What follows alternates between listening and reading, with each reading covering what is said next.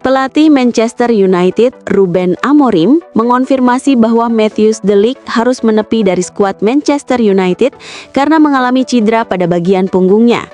Meski cedera tersebut tidak tergolong serius, bek asal Belanda itu masih merasakan nyeri yang membuat proses pemulihannya lebih lama dari yang diperkirakan.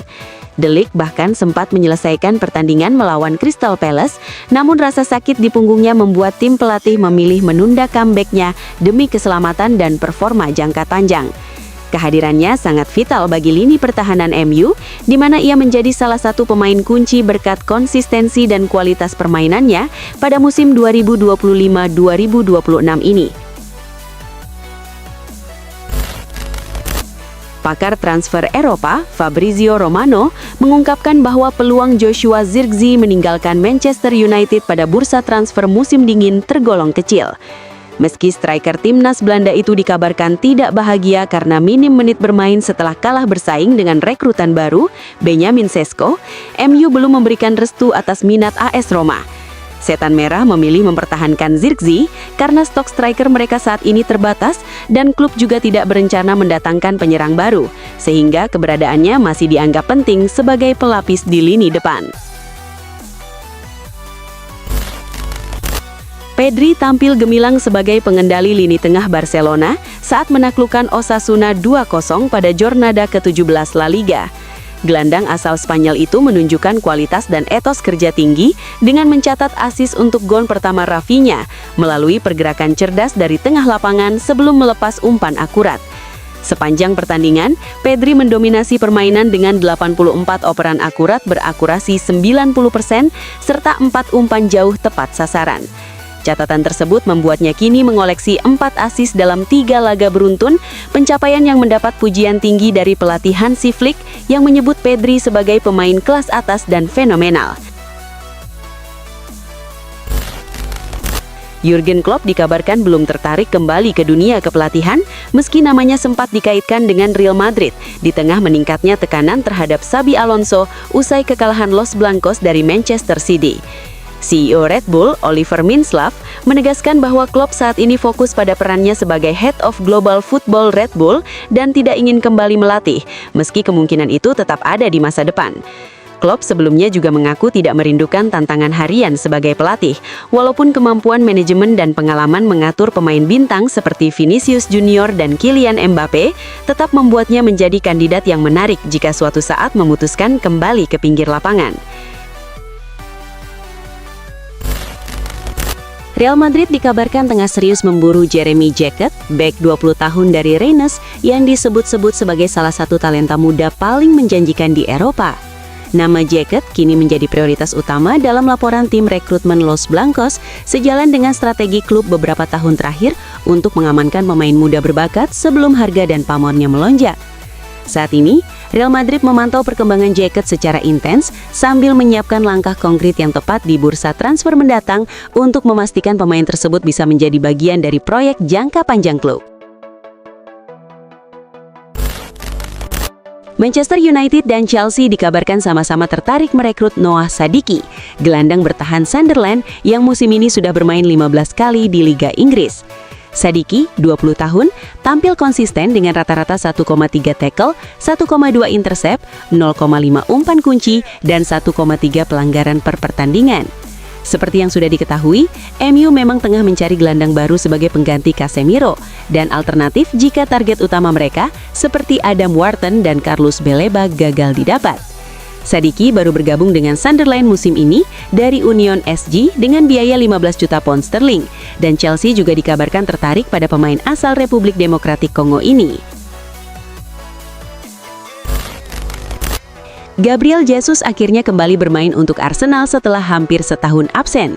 Jesus masuk sebagai pengganti selama 30 menit di laga Liga Champions melawan klub Brugge dan menunjukkan penampilan yang cukup mengesankan.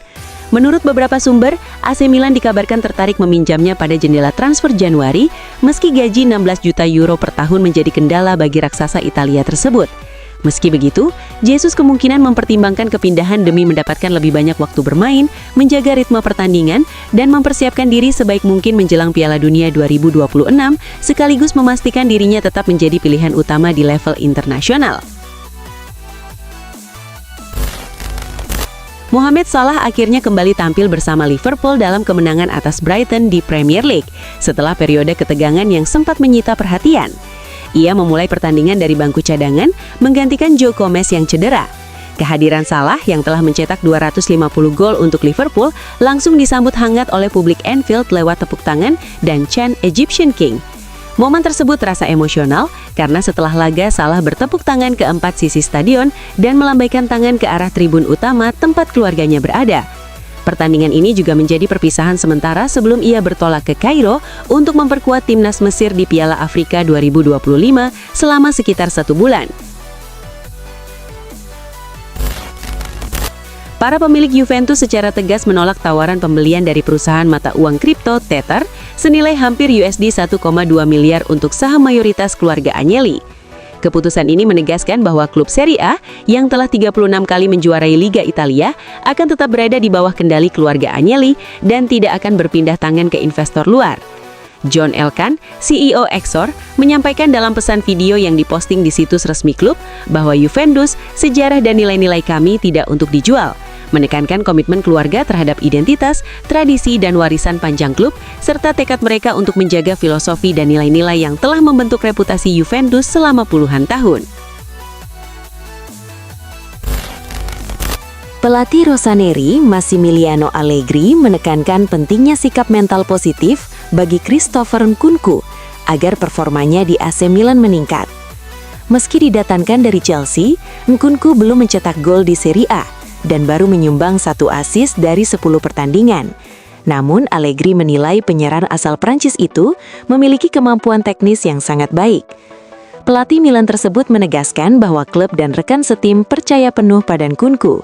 Ia bahkan menyarankan sang pemain untuk lebih sering tersenyum dan bermain dengan tenang agar tekanan tidak menghambat permainannya.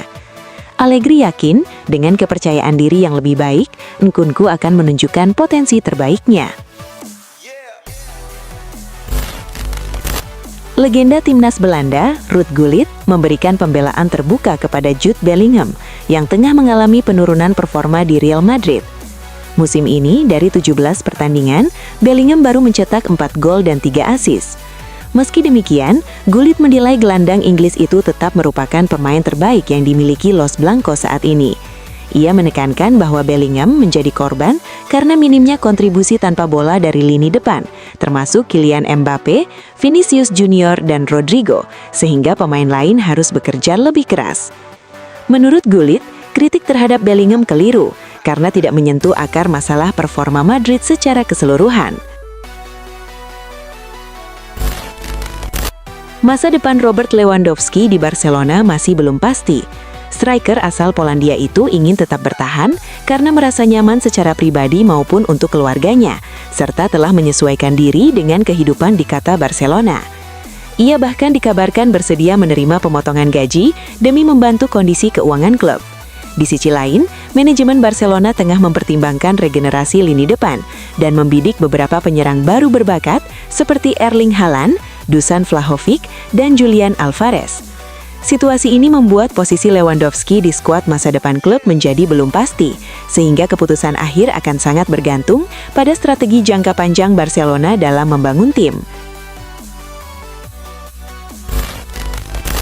Tottenham Hotspur berpeluang meningkatkan kans mereka merekrut penyerang Bournemouth, Antoine Semenyo, pada bursa transfer Januari dengan melepas Brennan Johnson ke klub Premier League lain.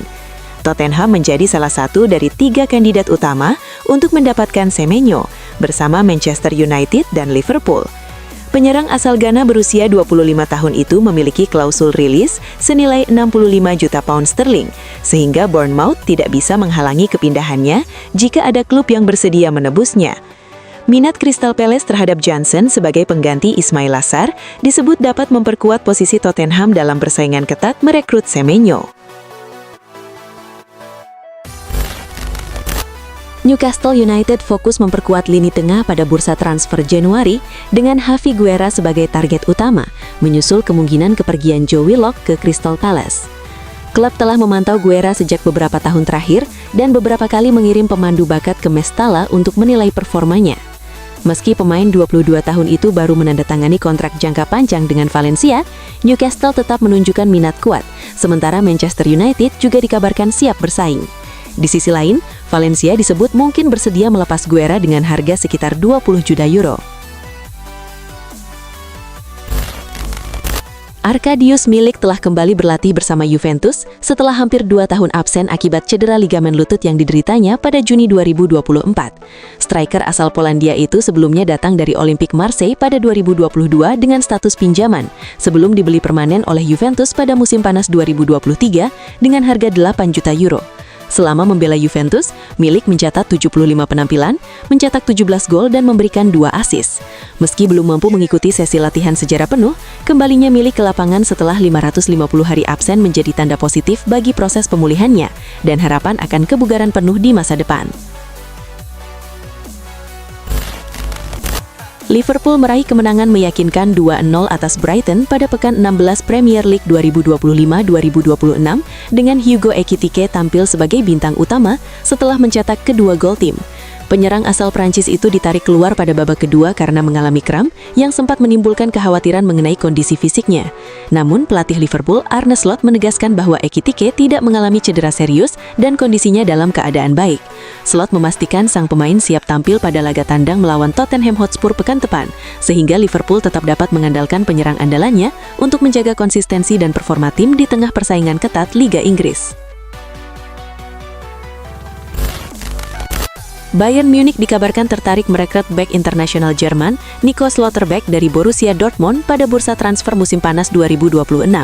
Schlotterbeck, 26 tahun, juga dikabarkan berminat bergabung dengan Bayern. Namun transfer ini bergantung pada kesepakatan nilai transfer dengan Dortmund karena kontraknya masih berlaku hingga 2027. Bayern saat ini menunggu keputusan Dayot Upamecano soal perpanjangan kontrak. Jika Upamecano bertahan, peluang kedatangan Schlotterbeck akan lebih rumit. Jika tidak, Schlotterbeck kemungkinan akan direkrut untuk menggantikan posisi Upamecano di lini belakang. Rumor transfer Mauro Icardi kembali ke Serie A semakin menguat belakangan ini. Striker berusia 32 tahun itu disebut-sebut bersedia kembali ke Italia, bahkan rela menerima pengurangan gaji dari 11 juta euro yang saat ini diterimanya. Pihak Icardi dikabarkan sudah menawarkan jasanya ke AC Milan, namun klub asal Lombardia itu masih menimbang dengan hati-hati karena kekhawatiran terkait kondisi fisik sang pemain. Selain itu, Rossoneri tengah mengevaluasi daftar panjang calon pemain untuk menggantikan Gimenez, yang kemungkinan besar akan meninggalkan klub, sehingga keputusan mengenai Icardi masih berada di tahap pertimbangan matang. Manchester City berhasil meraih kemenangan 3-0 saat bertandang ke markas Crystal Palace di Selhurst Park pada pekan ke-16 Premier League. Tim asuhan Pep Guardiola sempat berada di bawah tekanan, terutama di babak pertama, namun mampu tampil efektif dalam memanfaatkan peluang. Erling Haaland mencetak 2 gol, sementara 1 gol lainnya disumbangkan Phil Foden. Crystal Palace sebenarnya menciptakan banyak peluang, tetapi gagal mencetak gol. Kemenangan ini membuat Manchester City tetap menempati peringkat kedua klasemen dengan 34 poin dari 16 pertandingan. AC Milan gagal meraih kemenangan penuh setelah ditahan imbang 2-2 oleh Sassuolo pada laga pekan ke-15 Serie A.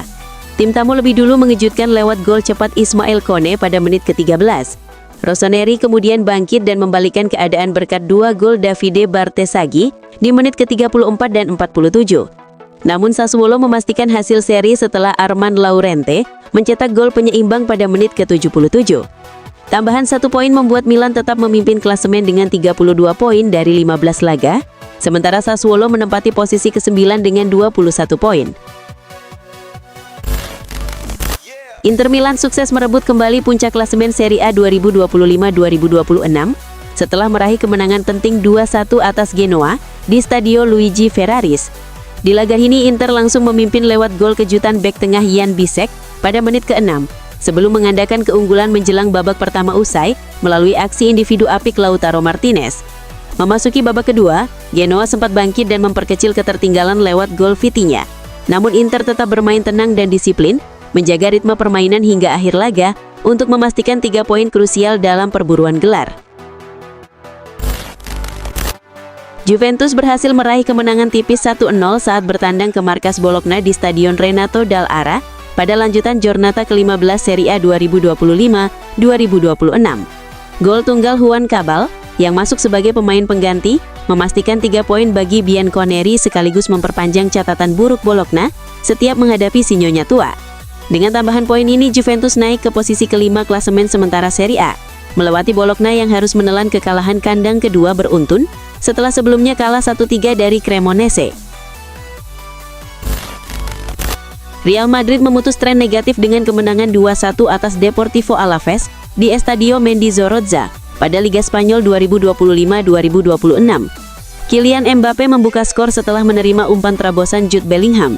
Madrid sempat digoyang Alaves, termasuk momen Thibaut Courtois melakukan penyelamatan penting sebelum Carlos Vicente menyamakan skor lewat serangan balik yang disahkan VAR. Keunggulan Madrid kembali tercipta melalui aksi Vinicius Junior yang memberi umpan kepada Rodrigo. Madrid mampu mempertahankan skor hingga akhir, memastikan 3 poin krusial.